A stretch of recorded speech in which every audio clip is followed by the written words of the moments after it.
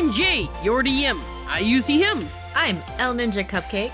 I'm a she-her. I'm Jerika, she, her. And I'm Air, and I'm a he and a him. Both together? And this is Insight Check, where we delve into the dungeon of your bad decisions and retrieve the treasure of wisdom. Yay, welcome one and all. Hooray, wisdom. Wisdom. Alright guys, I'm gonna need the energy just like, you take that knob and just crank it up! I need more chocolate. Get that energy up! I need 3 more days of vacation. I've not recorded a session with you guys in a couple weeks. A hot minute. Like 2. But yeah, generally on this show, we start off with some dungeon crawls. Ooh, pick me, pick me. I'm picking. I have recently been in a cosplay state of mind, and I would be amiss if I did not.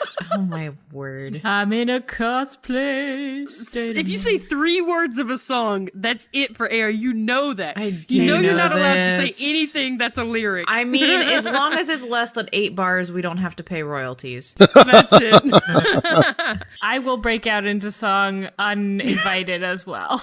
You're uninvited. See, there it is. That's I it. didn't You said, start the fire.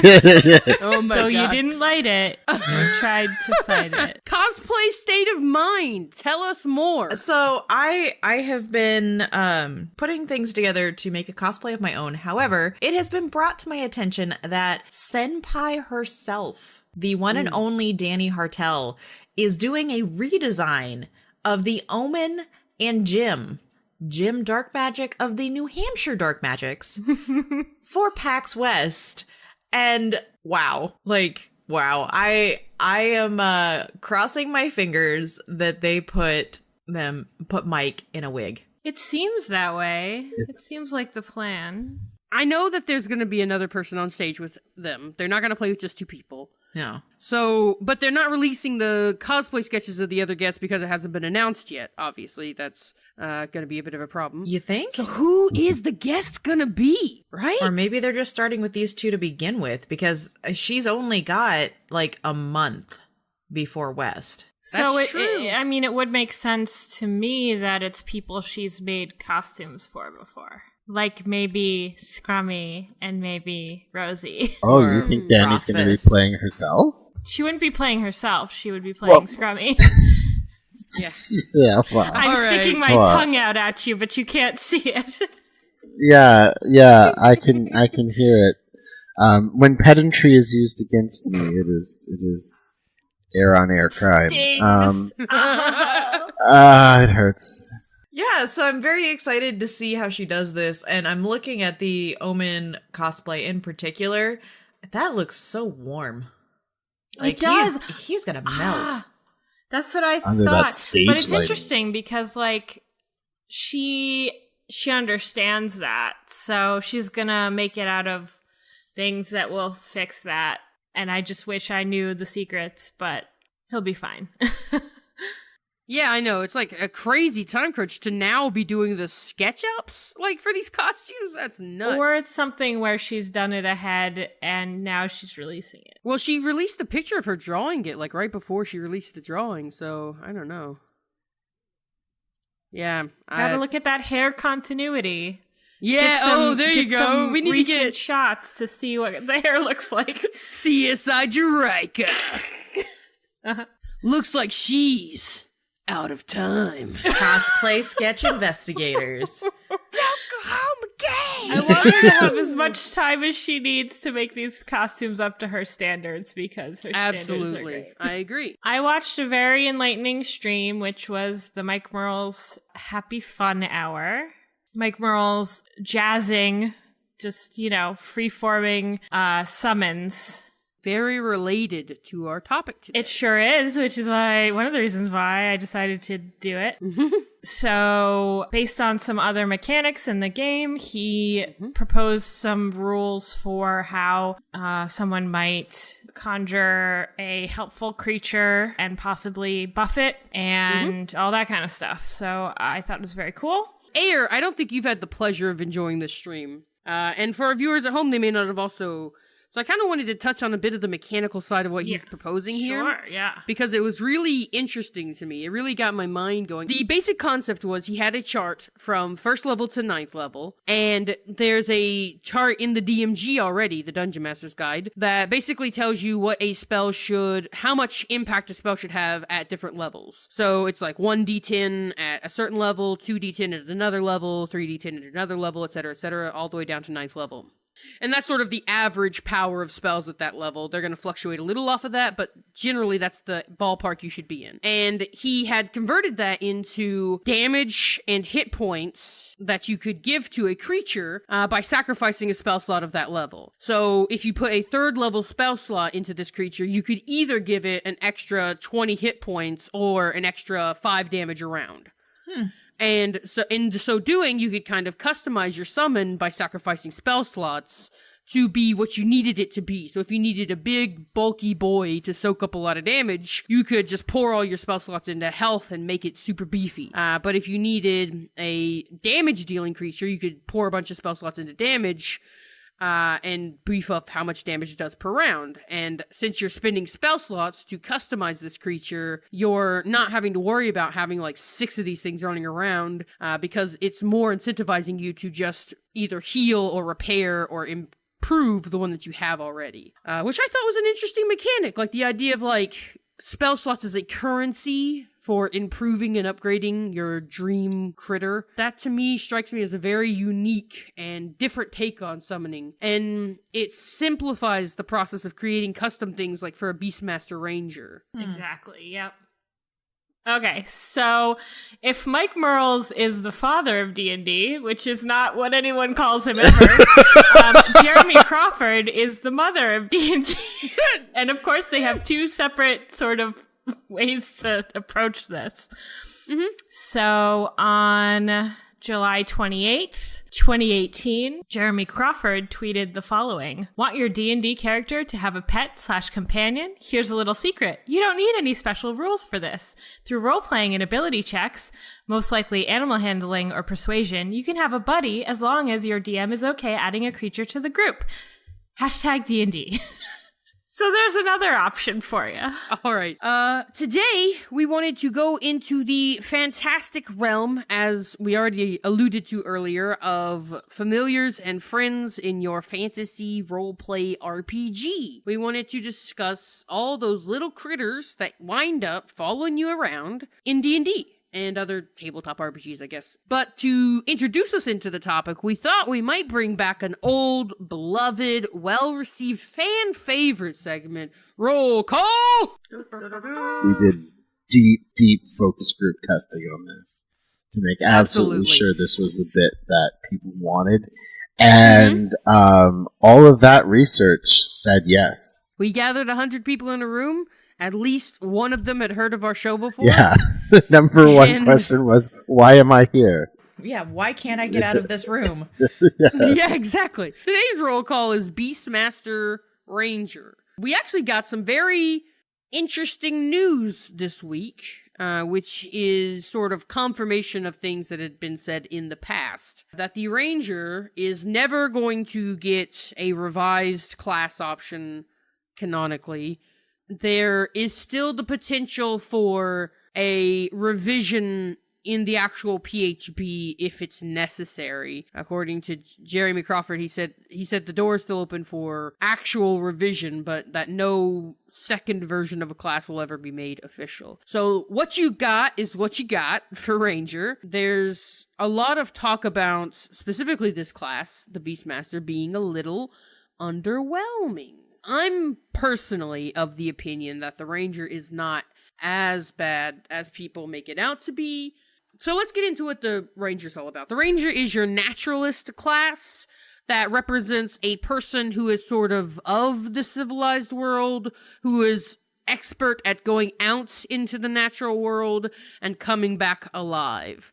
They are the sort of person who ventures out into those far forgotten places, who knows the secret ways of the woods and the lost roads, and yet at the same time has the skill and ability as a tracker and hunter to come back with whatever riches the forest can provide. It's not sort of taking the place of the druid, who is more of the one who is sort of at harmony with the natural world, who is sort of a voice of nature. The ranger is more of a person who has learned to contend with nature, but that's going to be specific to your character. That's going to fluctuate, but generally speaking, this is sort of the defining trait. They have a class feature called Natural Explorer, which is one of their core features. It is basically advantage on survival checks, I think, in their favored terrain, and they get to pick favored terrains every so often as they level up, and favored terrains are generally just places that they are adept at hunting and exploring in. So it does kind of require a little more communication with the DM than some other classes, because in order for your Natural Explorer feature to be useful, you're going to want to know what areas you're likely to be in. So that's like Underdark is another classic example of favorite terrain. Natural Explorer is one of their features. And then at level 3, you pick your subclass, and there are a billion. We can't go into all of them, but the one we're focusing on today is Beastmaster, where you get to pick a beast of a certain CR range. Medium beast of CR 1/4 or lower. You add your proficiency bonus to the beast's AC, attack rolls, and damage rolls, as well as any saving throws and skills it's proficient in. Its hit point maximum equals its normal maximum or 4 times your ranger level, whichever is higher. When you get to level 20, that is going to be 80 hit points, which is about a third of what a player character will have at that point. Or around half, I guess, for like a wizard. But for a frontline melee fighter, that will be about a third of what they'd have, and it's only going to be able to be a frontline melee fighter. Well, I know the one thing I've read about that people had said the stock Beastmaster Hunter can be a lot of fun for is if you want a mount constantly, if you want to play a halfling or a gnome, some creature that's on the smaller end of the spectrum, they can actually mount something like a panther, and so you get yourself a mount really early on to ride around on and be awesome on. And I have played in a game where someone did that. So, when I say that I personally don't think the PHB Ranger is that bad, I'm mostly talking about the Hunter. Because the real point of contention for folks with the Beastmaster Ranger comes from its attack action economy, which is that you verbally command the beast where to move, no action required by you, or you can use your action to verbally command it to take the attack, dash, disengage, dodge, or help action. So you use your action to let it attack.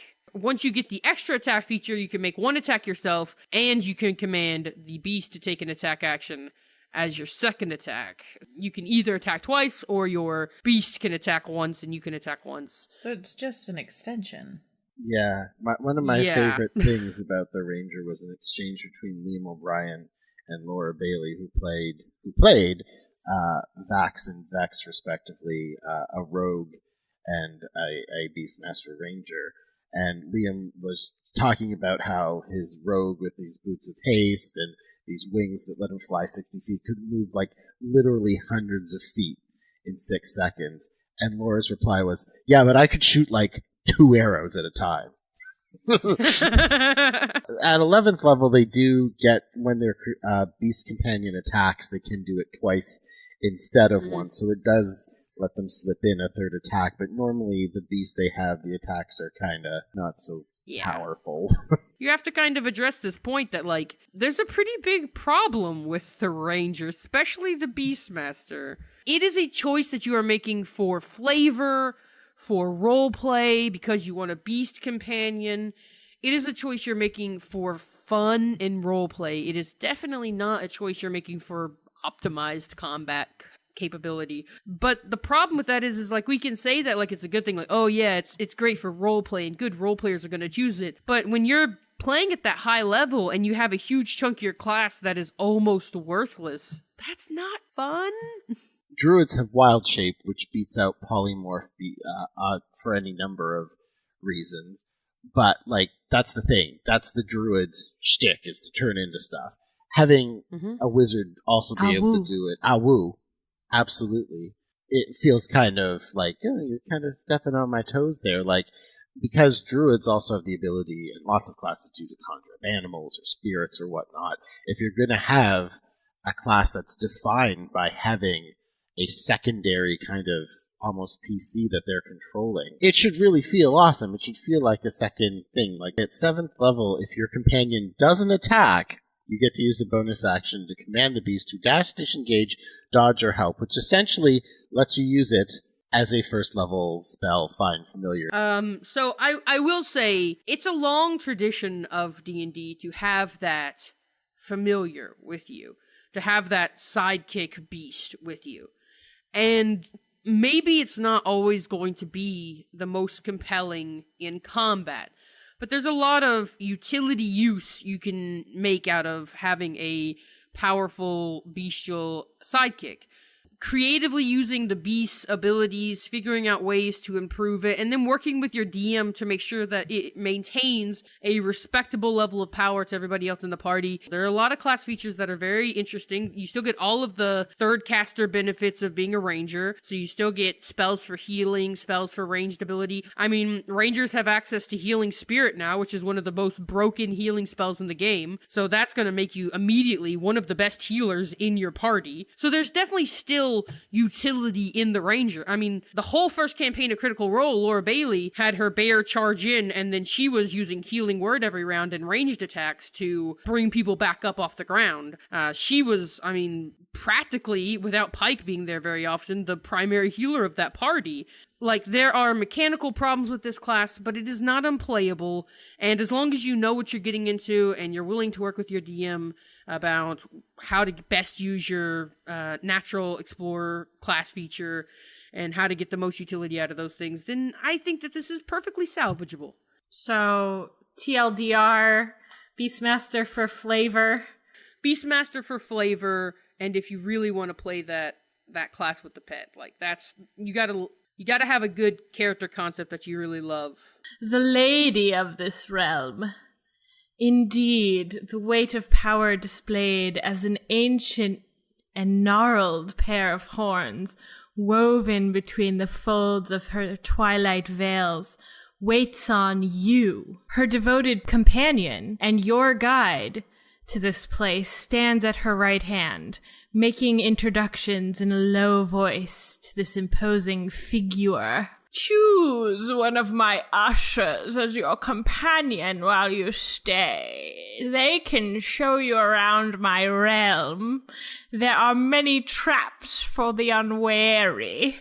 The voice emanates with a puff of pipeweed. Stop laughing! Sorry, no, I love it. The voice emanates with a puff of pipeweed smoke from the veils. First cup you sip from will seal the choice for you all. Which of her counselors do you approach? You see 5 pseudo dragons on the hearthstone in the middle of the room, each dipping a ladle, filling a cup, extending a sip of tea in friendship to you, and waiting for you to take it, to bless them with your attentions. Now, if I could step in here for just a moment, could I roll some sort of perception or insight check to figure out which one of these pseudo dragons I think is the pseudo dragon of a carpenter?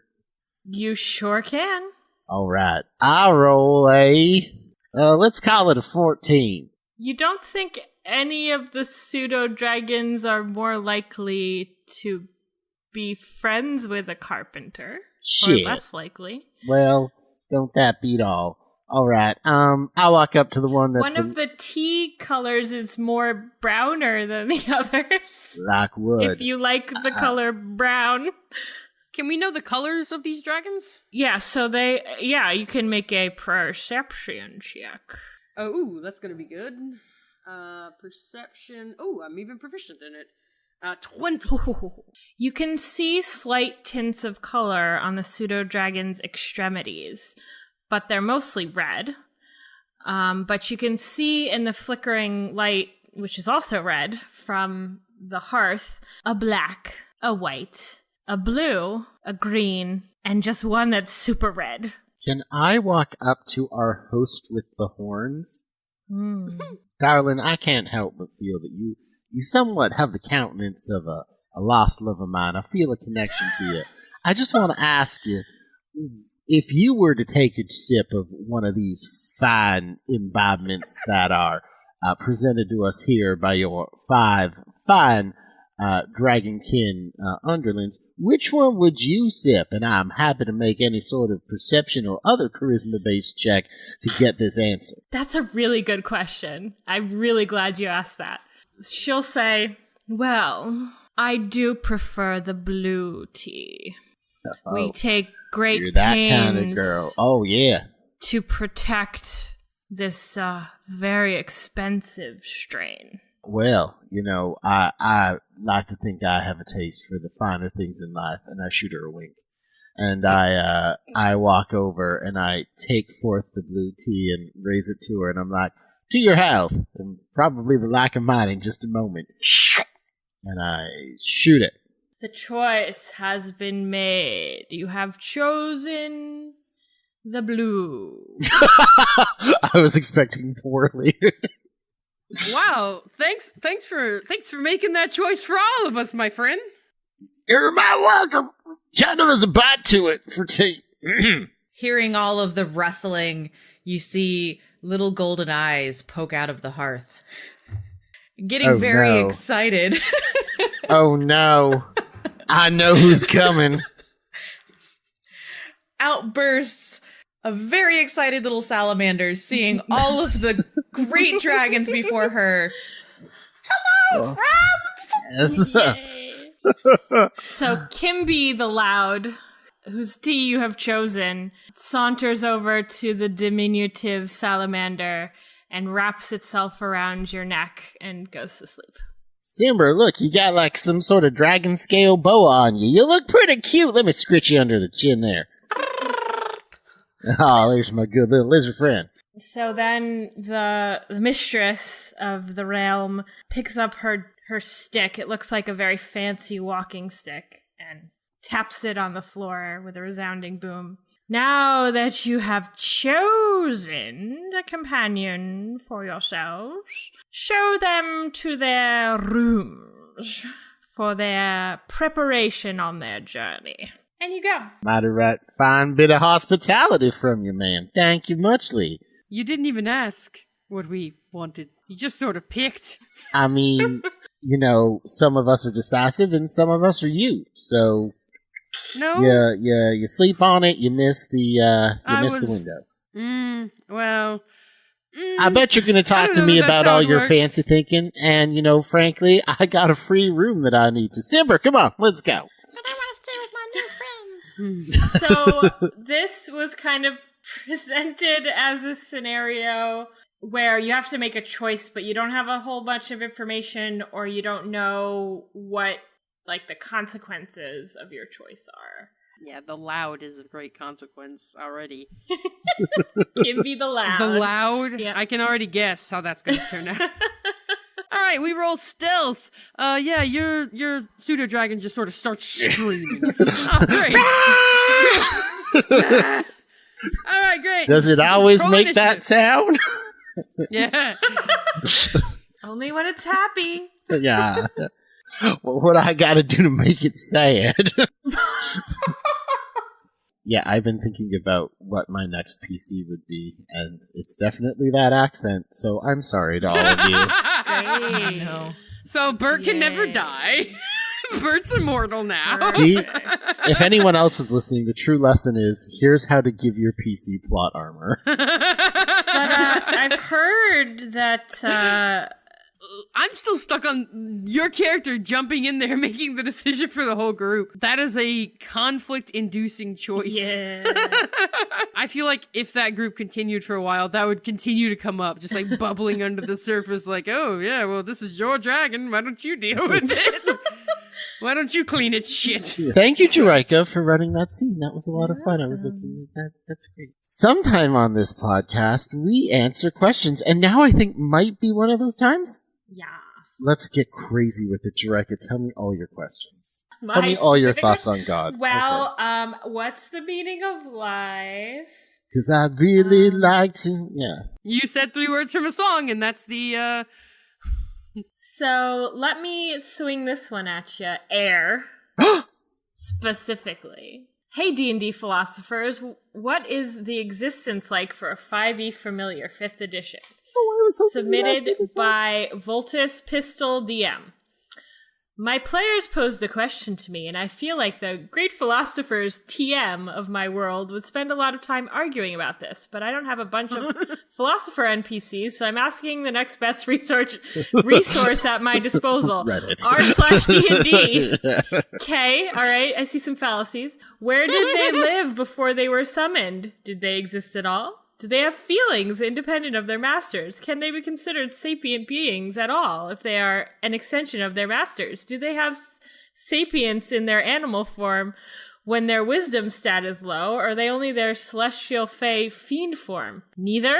When they die, do they feel pain? And other similar questions that we will truncate here. So I was so hoping you'd ask me this one, because my stat answer was going to be from that great philosophical work, The Hitchhiker's Guide to the Galaxy, where the whale in the potted plant just apparates because of the crazy, like, faster than light device they have, and the whale goes through this, like, existential crisis of self-discovery as he's falling, and the potted plant's single thought is, oh, not this again. And I think that is a familiar in a nutshell. They come bamfed out as a bat or a cat or some shit, and they're like, oh, great. He's going to send me into a fire or the maw of something slimy, or just so he can look through my eyes, like, you know. I have a pretty good understanding about conjure animals, which is similar. It's not the same, but they're technically fae creatures. So my sort of feeling about this is that they exist in the Feywild as some weirdness, whatever sort of weird form they want. Disembodied spirit kind of thing. Well, not necessarily disembodied, but okay. I don't know. I mean, yeah, it could just be like a face spirit, like a squirrel in the Feywild, Yeah, I guess. it's like a purple squirrel, whatever. And then, like, it comes to this realm, it still has its body, but its body is specific. And then it goes back to the Feywild. Like, that's my sort of feeling about that. I mean, I can see like a formless mass of energy being their true form. They're given shape by the intent of their caster. That's also a valid interpretation. Probably a lot of the celestial ones come from the higher planes, from your setting, whatever that is for you. To me, I think a celestial, like a familiar, like an owl or something like that, that is a celestial spirit, is most likely just sort of a little more than energy kind of creature that just sort of drifts about aimlessly like a wisp, and then you pull it into this plane and give it a shape, and that sort of determines its behavior because now it is suddenly given form based on your perception of what that creature is like. Well, how much of this depends on backstory? I think a lot of these questions are totally within the realms of exactly that. Like, I think you could answer these questions any number of ways. And there's a couple here, like, can a familiar prefer one form to another? When they die, do they feel pain? And I know I'm going to reference Critical Role here, so spoilers to anyone who's watching the current. I mean, this is pretty old. I would say, yeah. So Frumpkin, who is the familiar of Caleb, Liam O'Brien's transmutation wizard, is constantly getting form-shaped, which I think is both great flavor for him as a transmutation wizard, and it has great value. Like, if they need an aerial view of an area, he'll turn them into a falcon or some sort of bird or whatever. But he has said that Frumpkin's preferred form is that of a cat, where there's no mechanical reason or whatever. It's just that was the backstory he decided on for his familiar, that it liked being a cat. Mm-hmm. Yeah, I just think it's really funny that it's a spirit or something, like you've a celestial or fae or a fiend, so you've grabbed some spirit of a lesser angel. Also, you can have a weasel with you. Seems really like out of scope cosmically. Do you mean a sweet Weezy? Yes, I do. It could also be something like maybe your cat died when you were young, and you call back its spirit in the familiar form. That's back from the celestial realms. Yeah. The celestial realm. I also love the idea of you summoning these like angels or wisps or celestial something, and it comes in and it's like, what the hell do you want? I just like the idea of it screaming as it dies, I guess. Does it feel pain? Does it feel pain? So you have this owl, it's like getting hit by an attack, just and it disappears. Would you ever summon that owl again? Like, this is an awkward relationship we have. Oh my god, can you imagine here to die. if we did this to Juliet? How Oh, God, scarred Haley Haley would be. It has happened, but we don't spell it out. I like to think that if the familiars die, it's just kind of like they get hit and there's a poof of smoke and they're not there anymore. There's not like just blood, guts, and gore. Oh my god, no! Yeah. Okay, well, there you go. See you later. Yeah. What happens? Can you awaken the... I guess no, because they're not actually a beast. But if you awaken the weasel that you've killed 5 times... Oh, I hate you! I'm only here because you feed me! You summoned me to die! Which I wouldn't need to Why eat did you if I do were this? still a spirit. Great. So anyway, it can be as dark as you want it to be. That's really the moral of this podcast. I do wonder if they have sapience outside of whatever form they take. Like, I wonder if they are like a speck of light floating in the Feywild or a wave of energy in some higher plane, if they have any consciousness or not. It's what you make it. It is, it's true. They're just floating along in the Feywild. Hey, Barry, what are we having for dinner? Poof. Oh, Yeah. shit. Now I need to go clot something's eyes so this asshole can shoot an arrow at it better. Great. Yeah. And who knows how long you'll be there? Could be an hour, could be 3 months. Yeah. Like, it just depends on how lucky. From weekly question thread on RD&D number 167, this was posted by Lucky Dash. If I'm a warlock with the Pact of the Chain and the Voice of the Chain Master invocation, which allows me to speak through my familiar, could I cast the enthrall spell, preferably from hiding while speaking to the target through my familiar and stay hidden? Then leave the area as the spell says it lasts for the duration or until the target can't hear you. Having the familiar continue talking to the target distracted him. Would the enthralled target have disadvantage to perceive my player since they are technically being enthralled by the familiar? If not, would they have disadvantage to perceive the familiar then? This is real technical.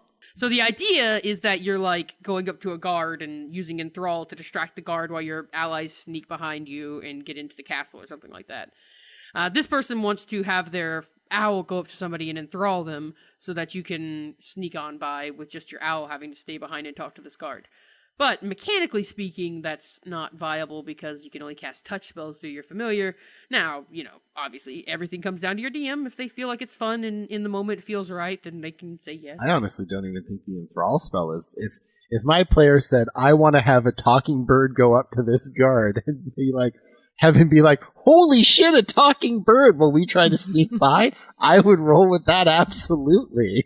Yeah, absolutely. Why do you need enthrall? Like, that's already pretty distracting. Yeah. Unless you've got Matt Cat Stomper Mercer as your DM, who will immediately destroy your familiar if it ever sees it. Is this the spider thing? Well, spider stomping is also in his forte, but no, one time Frumpkin went up to a guard and he had the guard just kicked Frumpkin and dispelled her. Yeah, every time Frumpkin tries to sneak in to scout out an area if it's occupied. Matt always goes for the familiar. Or the wild shape. I found that too. I'm like, oh no, don't kick the kitty. It's a nice kitty. Why? Yeah, why is everybody, if they see a spider sneaking through here, why would they ever attack it? It's a spider. Let it go. No, if I see a spider going by, it's dead. Yeah, I got a slipper or a newspaper and it's done. Or a rat. Would you immediately go after a rat if you saw it? Well, you're probably asking the wrong person because I'm allergic to him.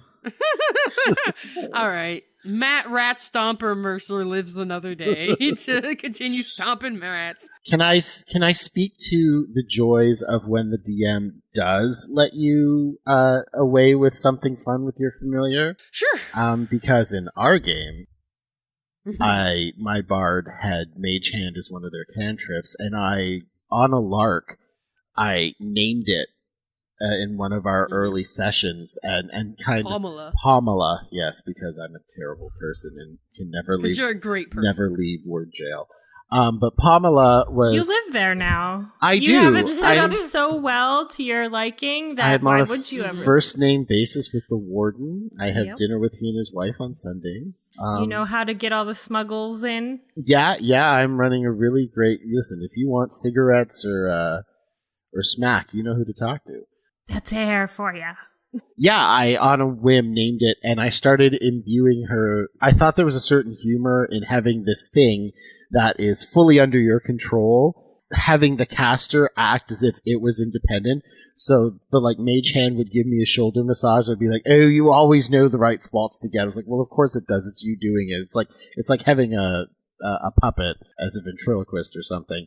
And so then I asked Jay. I got the Find Familiar spell through my magic item. It's like, can Pamela be my familiar? I'll use the stats of one of the animals that's listed there, but can I reflavor it to have this ridiculous hand be my familiar so she can, in the middle of combat, help out by, digging 2 fingers up the nostrils of the orc and, pulling at them or whatever, and he allowed it. And so there's been many a fun time with Pamela helping me out in battle. Your floating My magic floating hand. magic hand. It is very on brand for the love of my character's life to be his hand. So, on that strange note, here is another question. Save us from ourselves. Find familiar options. Convince me not to go with owl or bat? ? Submitted by Osmodiar the Great. Osmodiar the Great. This guy has the longest name ever. I'm planning on taking Find Familiar, and I'm struggling with not choosing the owl or bat option between dark vision / blind sense and flight. I just can't see something like the cat or toad being as mechanically effective, even if the flavor would be more my style. Can anyone offer a good argument for cat from a mechanics perspective? Cats are harder to hit with a baseball bat in flight. Not quite at the right level for Wow. baseball. Ooh. I mean, emotionally, it's harder to hit a cat. Than a owl. Unless or you're bat. Matt Cat Stomper Oh, Mercer. Whoa, so many. We're coming for you, call-outs. Matt. So, I mean, first of all, good news, my friend. You don't have to pick. You can just change it on a ritual slot. And once you have the 10 gold sensor, you don't really have to worry about money of it. So why worry too much? Well, I think that it might also be that people choose one so they don't have to make the decision many, many times. If I may, for the cat, it really depends on what you're doing and where you're going. For example, they have the keen smell trait, which gives them an advantage on perception checks that are smell-based. So if you're going down into a sewer or you're tracking some sort of prey, You want to smell in the sewer, that's you, for sure. you want the best smellers when you're down in dirty depths. Or you're tracking. What about, a nice smelling place? Jerika, I'm trying to answer the question. But yeah, if you know, for example, if you've found a scrap of cloth from a killer that you're trying to track down or something, you can have your familiar sniff it and be the bloodhound for you. or Do that a kind of thing. sniff. Do a sniff. So yeah, I think that makes a good argument for the cat. I'm trying to see, what does the frog have that makes them special? They can breathe air and water. They can do a standing leap. If you're drowning, they can come and give you air It's true. to your mouth hole. Frog mouth to mouth. Yeah, salvation. I think what you said before, Jay, about kind of talking to your DM about what they sort of have in store in a very general way for the campaign might be helpful with, if you need to nail down one form for your familiar, it might work well. If it's underwater, maybe seahorse would be a good option. I do think that the owl is off taken because normally when it becomes a mechanics thing, it's a combat thing, which is one of the things about D&D and kind of its history. Yeah, fly by, whereby. you can get that help attack and have the owl come back without taking attack of opportunity and likely being killed. If you're, if you're forefronting combat, that makes sense. Well, for a healer as well, like if you're a cleric and you've got Find Familiar as one of your for rituals, you can fly by enemies and then touch them to get that cure wounds from way across the battlefield. Do a touch. And also when you need to know how many licks it takes to get to the center.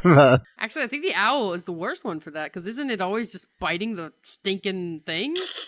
Like, yeah. I mean, actually, if we're getting, let's get down to the, let's really analyze this. I think actually any other familiar is better for getting to the center of a Tootsie Pop. The owl is terrible at it. Cats can do good licks, I think. Yeah, exactly. I think a cat has the patience to lick to the center of a Tootsie snake Pop. will just swallow it whole. It's true. It would be one bite every time. Answering the important questions. Really, an owl was the worst choice for getting to the center of a Tootsie Pop. You are right. That was my downfall. I should have made that option, and then the world would have been safe. Can I maybe divert us? Because Find Familiar is a great spell. It's one of my favorites, but it is not the only one that lets you have. It lets you make friends in D&D. Find Steed, Unseen Servant, Tiny Servant, conjure animals. There's a whole bunch. Animate objects, which I'm looking forward to getting to next level because it's Fantasia as fuck. But yeah, Jay, I know you've had a recent revelation about the Tiny Servant out of Xanathars. Tell me about the horror. So I was talking to my wizard today. Well, actually, it started with my druid. My druid was asking me, hey, can you twin cast with a magic item? And I was like, I don't know of any magic items that allow twin cast. What are you trying to twin cast? And he replied, oh, I'm trying to figure out how many creatures I can summon. And I was thinking maybe I could twin cast conjure animals. And I'm like, well, that's not how that works. But it got us off on a tangent about figuring out how many creatures could be summoned at max. And my good friend Matt Jackson, who plays the wizard in my game, he plays the wizard Stills the Wind, a little goblin who has gone on a big adventure. Is unfucking findable. Exactly. Incredible at stealth, incredible at many things. He is my wizard extraordinaire. It's so cool. He has such a cool flavor for his character, too. Just to go off on a tangent for a moment, he actually plays a wizard from, like, a tribe. So all of his spell scrolls are inscribed as pictographs on a leather hide that he reads to prepare spells in the morning. Which I thought was just super good flavor. But anyway, he got on the tangent of how many creatures could you actually reasonably summon? Well, obviously, a 9th level conjure woodland beings gives you 32 creatures. That's a strong start. But then we realized that Tiny Servants is not concentration. So for each spell slot, you get one tiny creature. You can basically, like, touch a rock, and it gets legs and arms and can run around and follow commands. For each spell slot of 3rd level, you get 1. But for each spell slot above 3rd level, you get an additional 2. So at 4th level, you get 3. At 5th level, you get 5. At 6th level, you get 7, and so on and so on. So he actually did the math, and what he determined was you get 71 servants by spinning levels 3 through 8 on just Tiny Servants. 71. And then 32 on the 9th level Conjure Animals. For a maximum of 103, plus a Familiar and a Homunculus, so 105 is the maximum. And that's horrifying as a DM. That's a lot of meatballs. Yeah, the fact that you don't have to concentrate on these little critters and you can summon basically almost, an army. 100 is a small army. Oh my god. Oh my goodness. Yeah, it's buck wild. Tankards and forks and all kinds of shit. Yeah, even without doing the concentration of 32 conjure woodland beings, it's 94 tiny servants is the max. They need to put some concentration on that shit. Yeah, so it takes like 14, 15 minutes to cast this because it's 1 minute each time. But then you get them for 8 hours. And so every dangerous hallway that needs walk down, just send one of these guys. Any booby traps, just send one of these guys. So lemmings. Yeah, it's a lemming situation. But additionally, as a DM, you could do this to other people. Yeah, I mean, all it would take is one fire breath and all of your spell slots are gone. Like, all I have to do is kind of line up one good lightning bolt or fireball and you've wasted 7 levels of spell. So, you know, there's risk versus reward. But I do think, like, I mean, having learned this, I don't think there's any way that once I get a spellcaster of, like, 9th level, I will ever wake up in the morning and not have 8 of these guys running around me. My question is, in combat, they all are separate creatures, right? Like, Mm-hmm. so it would be like, okay, roll initiative for yourself. Okay, now roll initiative for them 94 times. Well, okay, listen, if somebody ever summons 90 of anything in my game, the game is over. Yeah. I'm going to be very mad. That's not how you kill the monsters. It's how you kill the DM. I'll be like, oh, okay, you summoned 94 of those little things? Cool. My guy crit his initiative somehow, and he uses fireball right on the center of them on his first turn, so... I know Jerika was talking about this because her namesake PC loved to conjure animals, but my general ruling for like the conjure spells is if you want 1 or 2 things of CR 2 or 1 or whatever, or 1 or 1/2, whatever it is, that's fine. You want 8, you're getting kippers. Well, I hope you're underwater because it's kipper o'clock. Like, I mean, I'm okay with 8 of something. Like, I'll roll them all as one initiative. And then, you know, it's your responsibility as the player to have all those rolls ready to go as soon as their turn comes up. I'm okay with that. It's kind of a clunky thing in 5th edition, but I'll deal with that. You summon more than 8 of something, and I swear to God, we're gonna have a talk. We're gonna have a talk, mister. That's obnoxious. I'm taking notes. I feel like at some point, like, there's physical impediments to use. Like, how do they all get out? Maybe they all got, like, half of them got stuck going through the first door, and the other half got stuck going through the second door. You just touch, like, every rock as you walk down a hallway. Yeah. Oh my God. Every brick in a wall. No, you take them through a revolving door. Or you, like, try and go down a hallway, and they're like, a line out the door. Like, all the way back to the start of the dungeon. Oh my God. And that's how you create your own Modron March. A wizard casting this from, you know, 3rd level up to 9th level could take a short rest, gain back half their spell slots, half their level of spell slots, and cast it even more. For fuck's sake. So yeah, it's actually 94 is not even the ultimate limit. It could go further. No. And then of course the conversation was brought up of simulacrum, and I was like, no! We're done! Rocks fall, the whole party dies. Yeah, rocks fall, everyone dies at that point. You know that wine you just drank? Yeah. Tiny Servant is an underrated spell I haven't seen enough of, and I'm definitely going to use more because it's really cool, actually. Mm-hmm. So use it in your game. Let us know how it turns out, how much you annoy your DM. The art in Xanathar's is great because it's just a tankard with little metal arms and legs marching across the tabletop. You know those Twitter videos you see of like a rock that has like little flailing arms and people go by it and it like flails at them or something like that? I just imagine it like that. Just like the rock gets little stick figure legs and starts walking. Thank you all so much for joining us for this week's episode of Insight Check.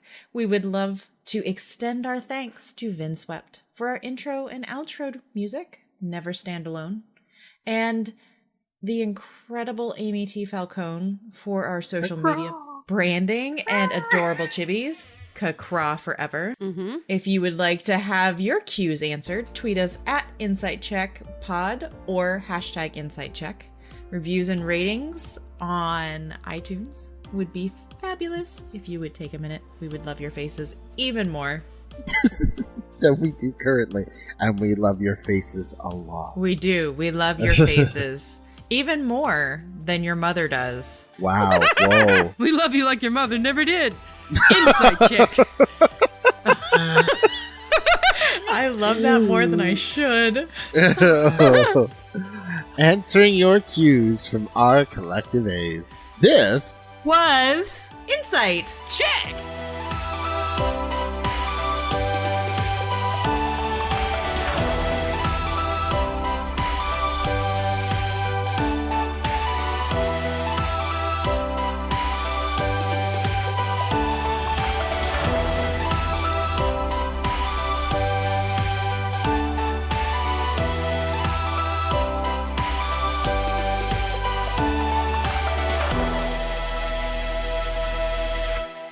All right, Anne, take us out. Answering your cues from our collective Nope, say ace. it like you are happy to be here. And not under duress. Not like you walked in on your parents. Yeah, oh my Yeah. god. Please say it like you're happy, and that commanding tone be the Easter egg. Say it like you're happy. He's making us do these podcasts. Okay, Someone let us out of the room. Say the damn line. Let's get- I want to go to bed. Say the damn line.